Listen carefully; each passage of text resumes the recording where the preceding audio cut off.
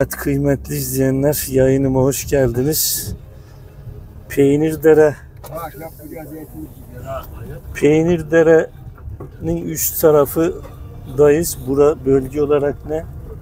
Osman. Kozdere çayı. Evet, Kozludere çayının kenarından dağa doğru kekik toplamaya gidiyoruz. Bakalım bulabilecek miyiz? Tabii yolda bayağı bir sıkıntılı, düşük viteste gidiyoruz bakalım. Yanımızda alemin kralı Ferzan mı var? Evet, yol burada bitti mi Osman? Devam et. Şöyle yolu da çek. Allah, burada araba geçer mi? Geçebilir mi bilmiyorum, yoksa buraya koyalım. Yahan yer. Öyle mi? Şu çamlara. Biz geçtiydik motorla. Arabanın altı değil mi? Evet. Baha mı be? Düz ulan, buradan bence geçemek ama Osman dur beyler. Tamam, ben yavaş. Yolun zor kısmını geçtik. Bakalım önümüz burada bizi ne karşılayacak. İyi gozalak varmış ya, fakir yok. Çok ya. Dönecek yer Orada var, orada. var mı? Evet. Evet. Tabii sağ taraf Zaten şu dönünce bitiyor. zeytinlik, şu Dönüşte bitiyor. öyle mi? Ha. Evet. Ya buralar hep şeydi işte. Saldı, açtı. Evet. Adamlar şey yaptı.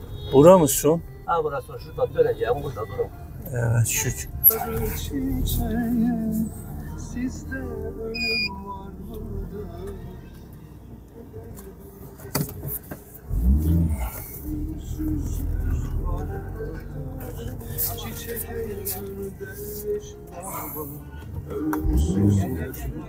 Yo şöyle gideyim de.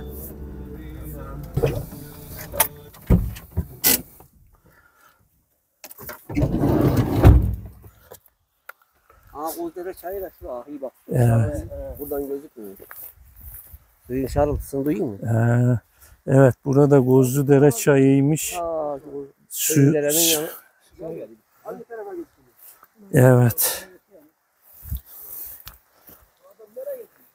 Su sesleri geliyor.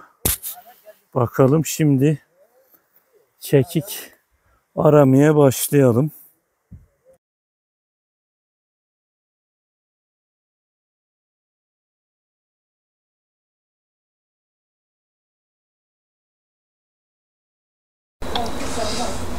Kıymetli izleyenler, tabi mikrofonun azizliğine uğradık. Kayıt mikrofonu açmayı unutmuşuz. Kayıt yapamadık. Bazı yerlerde ses kaydımız çıkmamış. Onun için seslendirmeye çalışacağız. Tabi kekik var ama kıraç olduğu için arazi, yani cılız kalmış kekikler, ama yani yine var şu otların içinde kekikler var. Bir de çukurlar açılmış, böyle kazılmış gibi. Tabii ki bu çukurların ne olduğunu sorduğumuzda domuzlar geliyormuş gece buralara. Domuzların kazdığını söyledi. Tabi burada değişik otlar var. Sadece kekik yok. Tabi başka otlar da var ama biz kekik toplamaya gelmiştik. Yavşan otu var. Birazdan böyle yakın çekimde yapmıştık. Yani yavşan otları, tabi bu ishale, tiksintiye iyi gelen bir ot.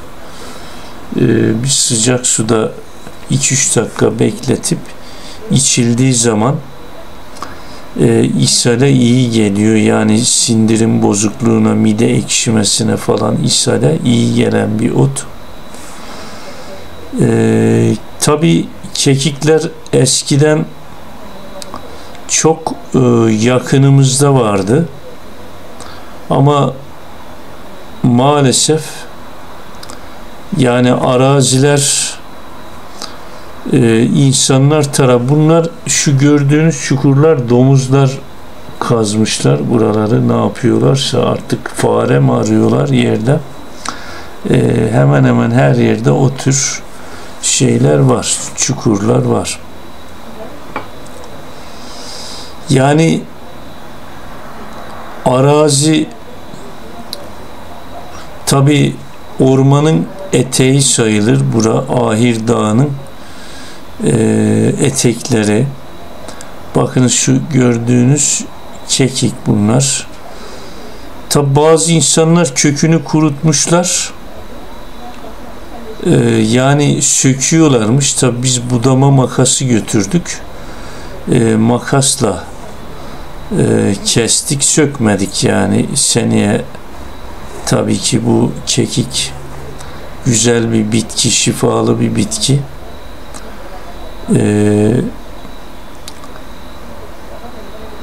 Tabii ki neslini korumak gerekiyor. Bilinçsiz kekik toplayıcılarını da aslında uyarmak lazım. Yani bu yaşadığımız müddetçe bu tabiat, doğa bize gerekli. Yani biz gitsek de bu dünyadan, yani bizim neslimiz de bu doğadaki nimetlerden faydalanacağı için yani talan etmeye gerek yok. Gerektiği şekilde yani bitkilerden, ağaçlardan faydalanmamız lazım. Günübirlik düşünmemek lazım. Yani bizden sonraki nesilleri de düşünerekten bu doğadaki nimetlerden faydalanmak lazım.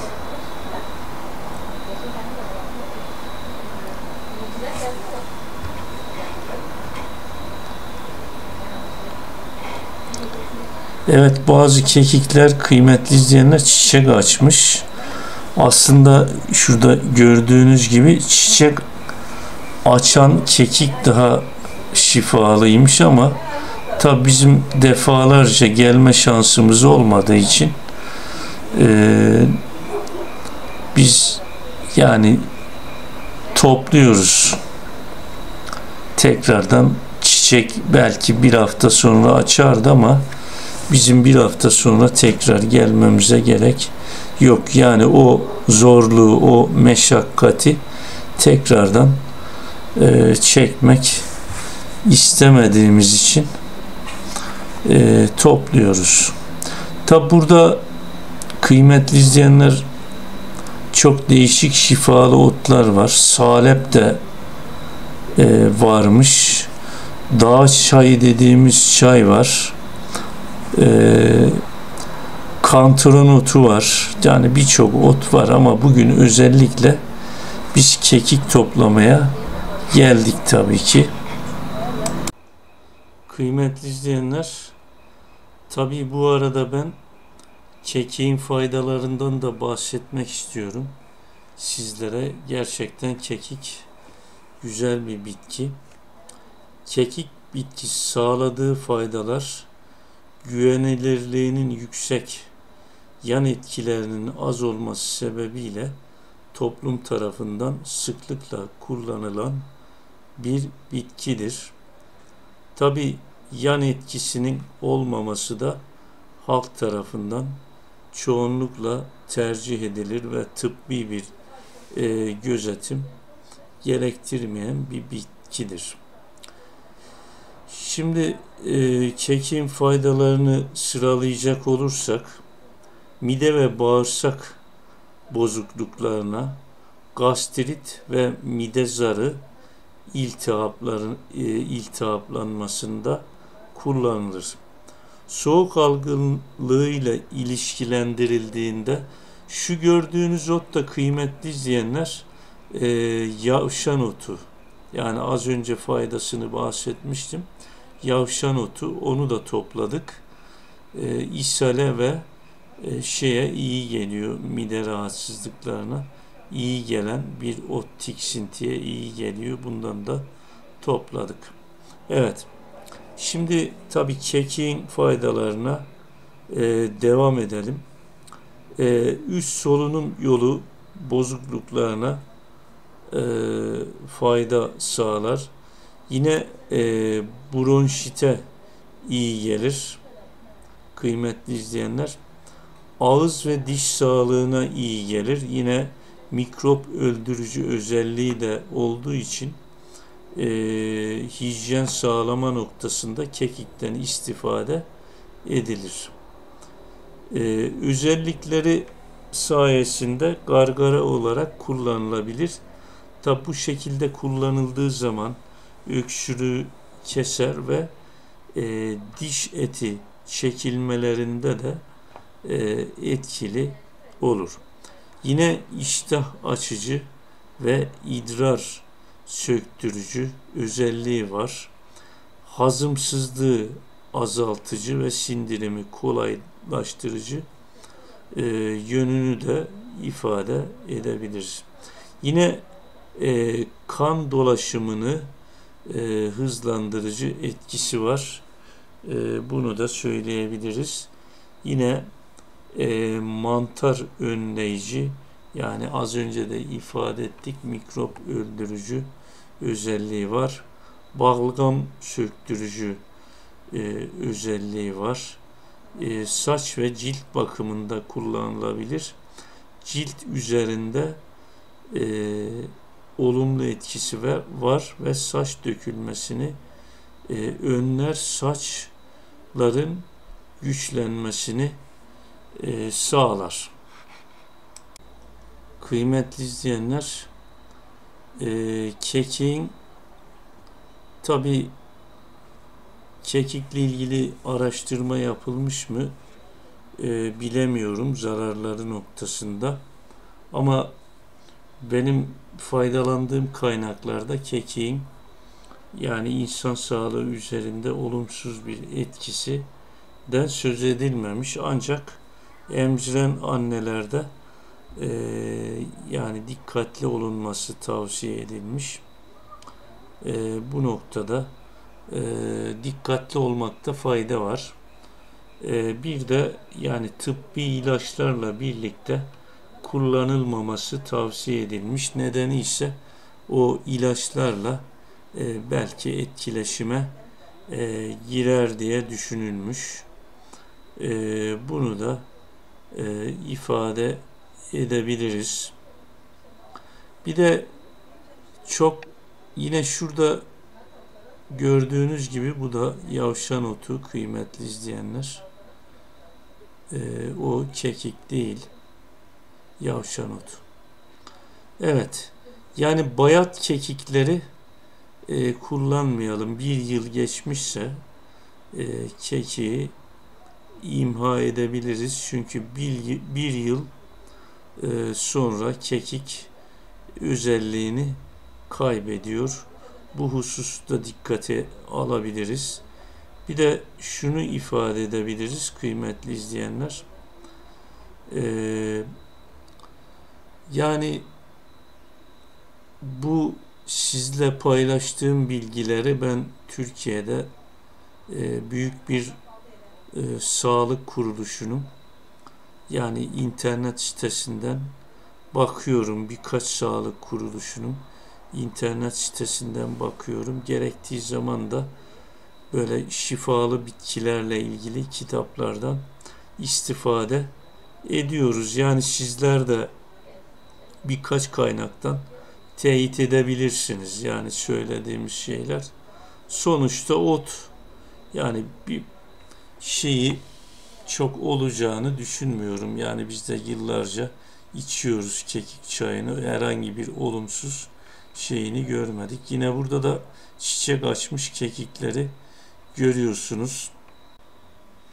Kıymetli izleyenler, kekikten yağ da elde edilmekte. Tabii kekik yağı da birçok hastalığa şifa olmaktadır. Bu tabii hastalıklar neler?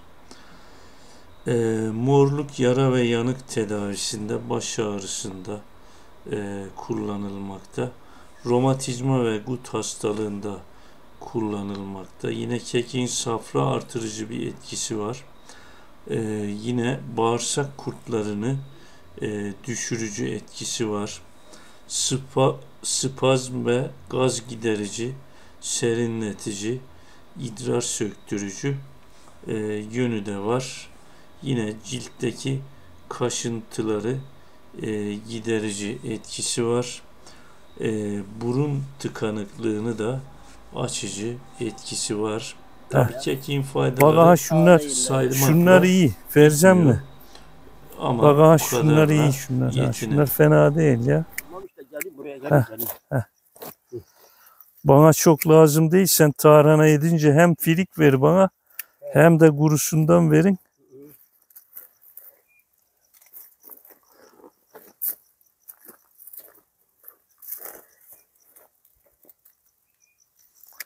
Siz buradan biçin. Ben bir keşif yapayım. Yer bulursam çağırırım. Osman sen çuval alır gelirsin Zahar. İşte ha şu tarafa gideceğim. Yok. Şu geldiğimiz yerin üstüne. Ha sizi burada bırakır gidersem yok.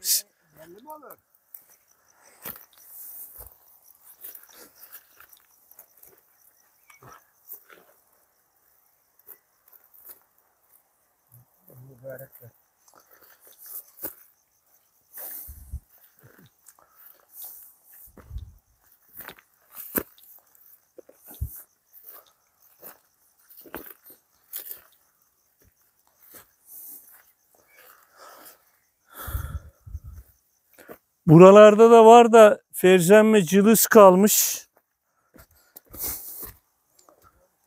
Aynen. Evet burada da kekikleri görüyoruz. Ama küçük toprak kumlu gibi. Şöyle yakından göstereyim. Toprak verimsiz olunca kekikler gelişmemiş.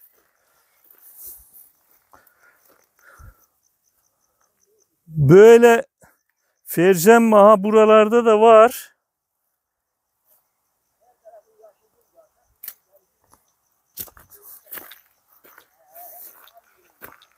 Şöyle bir bakalım. Şu çukurları domuzlar yapmış. Daha önce de vardı. Burası Ahir Dağı'nın etekleri.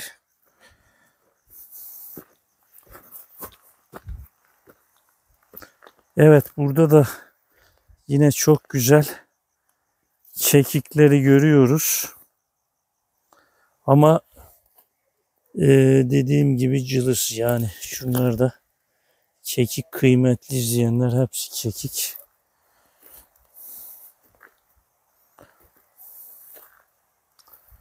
Tabii arkadaşlar orada biçiyorlar da ben dedim acaba buralarda var mı?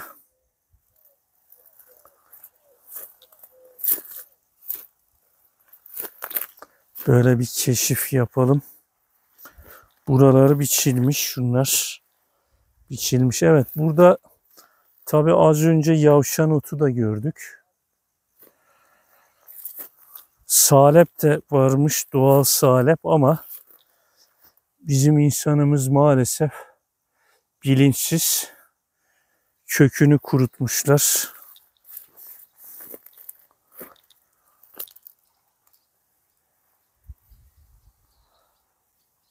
Evet. Şu bölgede kekik çok. Az önce de ifade ettik ama zayıf. Şöyle bir de aşağı doğru inelim.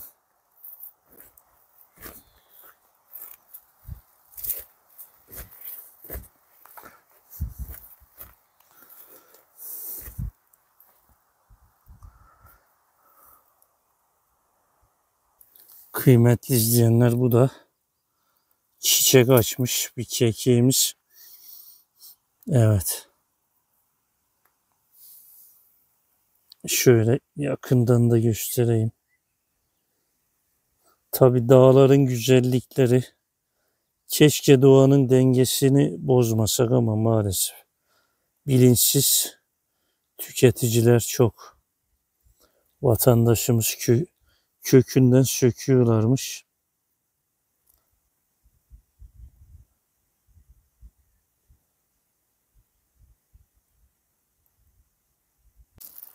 Evet, şu kadar topladık şöyle.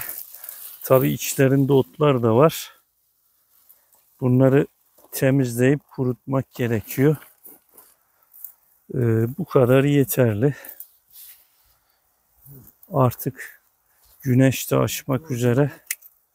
Ferzemmi de çantalarını doldurmuş. Yedek değil kalan. Yedek kalan yedek. Ha, doldurmasa demezdi. Doldurmadı değil mi? Çabalıydı ama doldurdu. Evet. Çay toplama işini bitirdik. Kekik böyle ormanın içinden arabamıza doğru ilerliyoruz.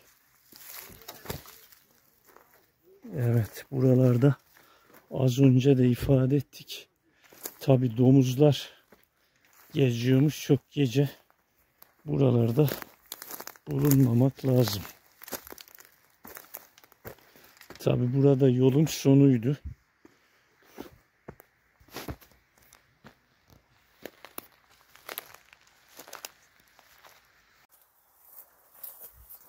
Şöyle bu paylaşımı da burada bitiriyoruz.